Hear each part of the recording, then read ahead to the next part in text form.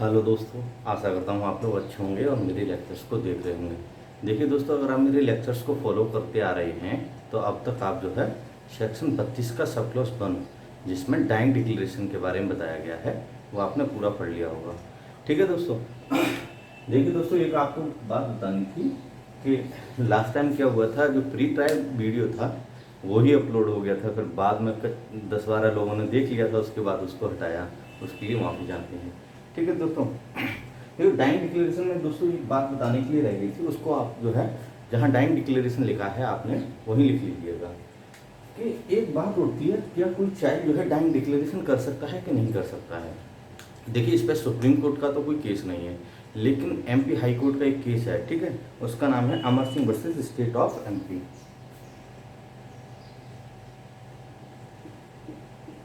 Amar Singh versus state of MP.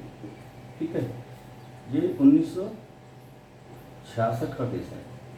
देख लीजिएगा आप जो है, इसमें क्या है, इसमें यही बोला गया था कि चाइल्ड जो है डाइंग डिक्लेरेशन नहीं कर सकता है।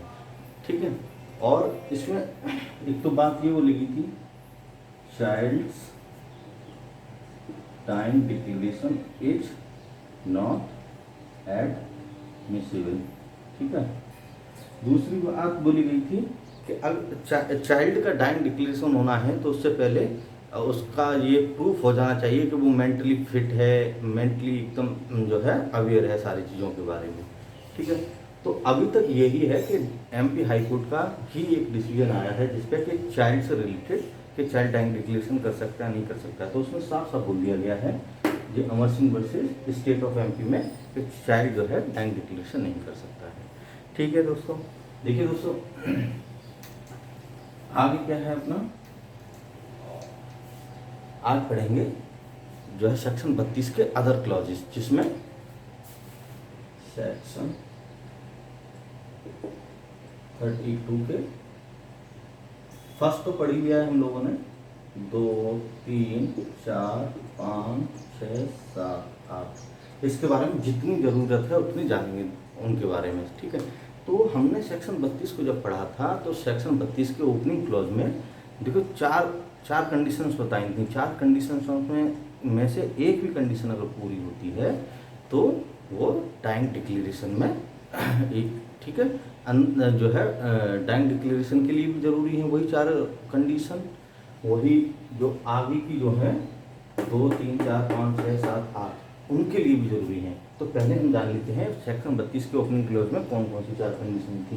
पहला ये था कि जो पर्सन स्टेटमेंट कर रहा है या तो वो मर गया हो, हु इज डेड। ठीक है, और दूसरी क्या थी, दूसरी ये थी कि he can not be found, who can not be found. तीसरी थी who is become incapable of giving evidence. चौथी थी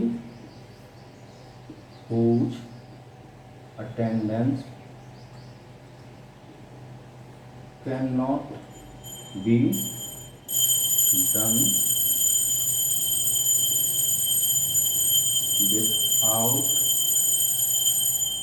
without delay और एक्सपेंस। ये कंडीशंस मैंने इस वजह से लिखी हैं आपको ये एकदम क्लियर कट करने के लिए दोस्तों कि अगर आपको सेक्शन 32 का सब क्लॉज 2 भी पढ़ना है तो इन कंडीशंस में से, देखिए दोस्तों, इन कंडीशंस में से कोई एक कंडीशन आपको फुलफिल करनी पड़ेगी। जैसे अब हम पढ़ते हैं 32 का सब क्लॉज 2, जिसमें क्या है वो किससे रिलेटेड है, इधर लिखता हूँ। सेक्शन का 32 का सब क्लॉज 2 किससे रिलेटेड है, ये है statement made in natural course of business.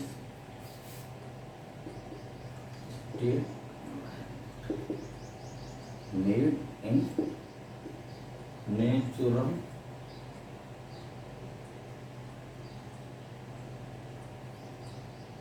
Course of business.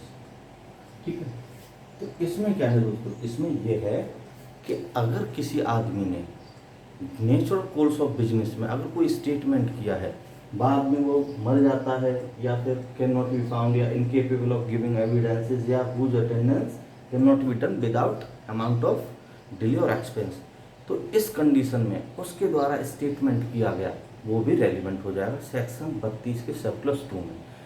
तो और क्या क्या बातें हैं, पहली बात इसमें यह है कि वो स्टेटमेंट उसने नेशनल कोर्स ऑफ बिजनेस में किया हो, चाहे वो उसकी उस समय ऑफिशियल ड्यूटी हो, ठीक है, या ना हो। ठीक है, दूसरी बात है कि जो है उसने या तो कोई एक्नॉलेजमेंट कर लिया हो किसी मतलब रिसिप्ट वगैरह का। ठीक है, और क्या रह जाता है इसमें, और हाँ एक और बात है, या उसने किसी जो अकाउंट बुक वगैरह जो मेंटेन करता है उसमें कोई स्टेटमेंट रिकॉर्ड किया हो। ठीक है, बाद में वो मर जाता है, फिर जो है उससे रिलेटेड कोई इशू उठता है, तो उसके द्वारा जो बात उसने अपने जो नेचुरल कोर्स ऑफ बिजनेस में जो है लिखी है या उसको एंटर किया है किसी अकाउंट बुक वगैरह में, वो रेलिवेंट हो जाती है। देखिए दोस्तों कैसे रेलिवेंट होती है, जैसे एक बात होती है कि एक मानिए एक ही एज के बारे में बात होती है कि एक ही एज कितनी है, इशू उठता है कि एक ही एज कितनी है। ठीक है, तो ये क्या करता है, ये उस डॉक्टर का स्टेटमेंट लाता है जिस समय उसका जन्म हुआ था, जो स्टेटमेंट लाता है डॉक्टर का स्टेटमेंट लाता है जिस समय उसका जन्म हुआ था, जिस डॉक्टर ने उसकी माँ को ऑपरेट किया था, तो उस डॉक्टर का स्टेटमेंट लाता है, क्योंकि वो डॉक्टर क्या करता है अपने जो है नेचुरल कोर्स में वो ये सारी चीज़ें नोट डाउन करता है कि उसने किसको ऑपरेट किया है, किसके क्या बच्चा हुआ है, वो क्या डेट है, ये सारी चीज़ें वो करता है। बाद में मान लीजिए डॉक्टर इनमें से कोई कंडीशन हो जाती है, मर जाता है, कैन नॉट बी फाउंड, और उसके कुछ समय बाद या जो है ये इन कंडीशन हो जाने के बाद कोई बात उठती है, तो उसके द्वारा जो स्टेटमेंट रिकॉर्ड किया गया था डॉक्टर के द्वारा अकाउंट बुक में, वो स्टेटमेंट रेलिवेंट हो जाता है। ठीक है, देखिए दोस्तों ये तो हो गया अपना सब+2, इसमें ज़्यादा नहीं है, ये सिर्फ जो है आपको एक समझाने के पर्पज से बता रहे हैं, इसमें से ज़्यादा चीज़ें नहीं पूछी जाती। इसमें देखिए मैं बता दूँ आपको कि किस तरीके से क्वेश्चन पूछे जाएंगे, मैंने शायद एक बार पहले ही बताया कि इसमें इस तरीके से क्वेश्चन पूछे जाएंगे, सब+2 में क्या है, सब+3 में क्या है, आपको मोटा मोटी उसकी अगर हेडिंग भी मालूम है तो आपका काम चल जाएगा, लेकिन फिर भी मैं थोड़ा सा बता दे रहा हूँ। ठीक है, तीसरा है स्टेटमेंट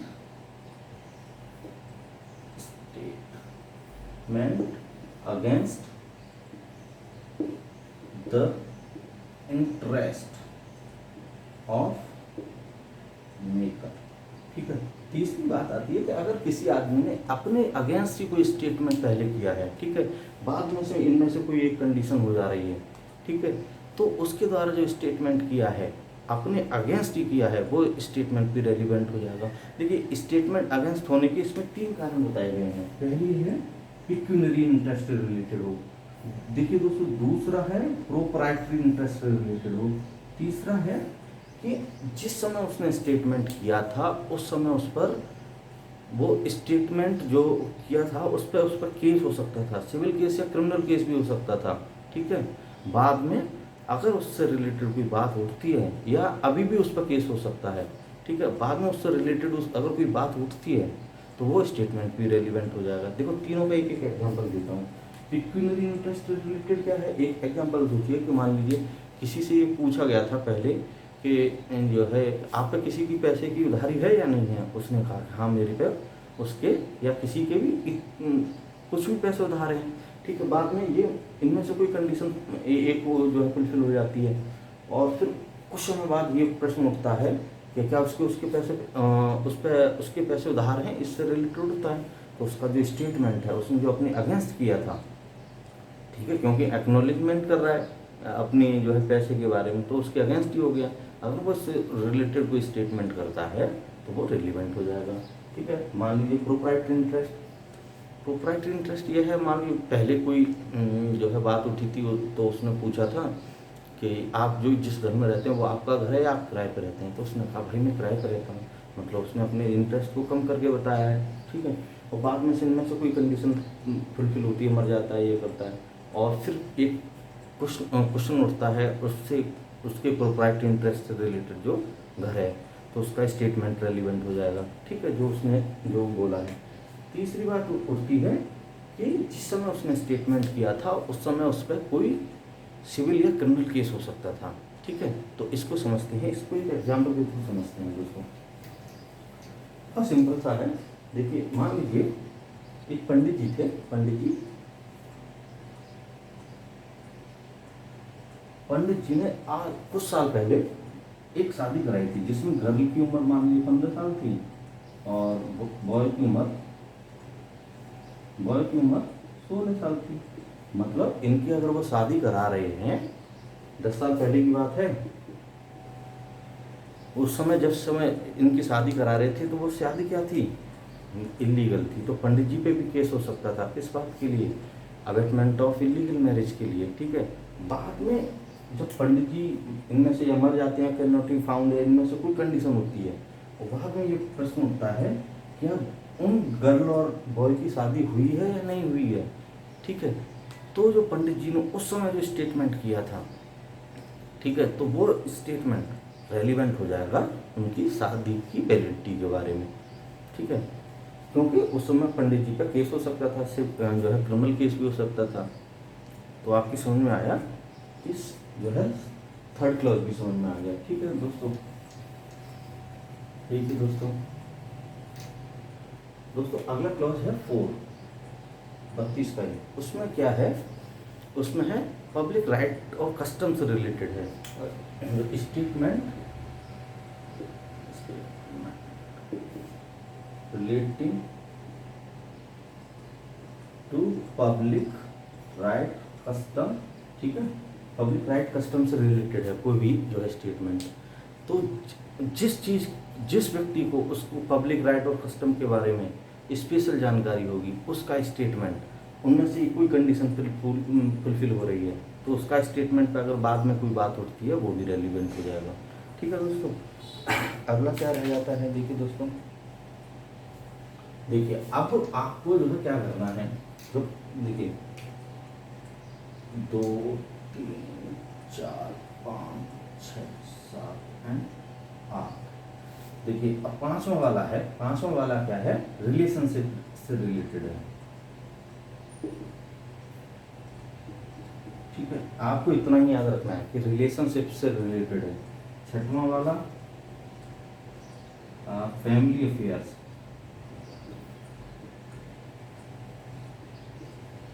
सातवां 13A, आठवां ओपिनियन ऑफ सेवरल पर्सन्स, ठीक है। आपको अभी जो है ये याद रखनी है पांचवें में कि वो रिलेशनशिप से रिलेटेड है, सिर्फ इतना ही याद रखना है। अगले में याद रखना फैमिली अफेयर से रिलेटेड है। सातवां वाला याद रखना है तो वो 13A से, 13A से मतलब कब कोई कस्टम कब अजर्टेड हुई, कब मॉडिफाई हुई, कब डिनाई हुई, जो सेक्शन 13 में मैंने बताया उसके सब क्लॉज ए से रिलेटेड है। और आठवां वाला रह जाता है कि किसी पॉइंट पर बहुत सारे लोगों ने एक ओपिनियन दे रहे हैं तो वो भी रेलिवेंट हो जाती है। तो आपको इनका नंबर याद रखना है।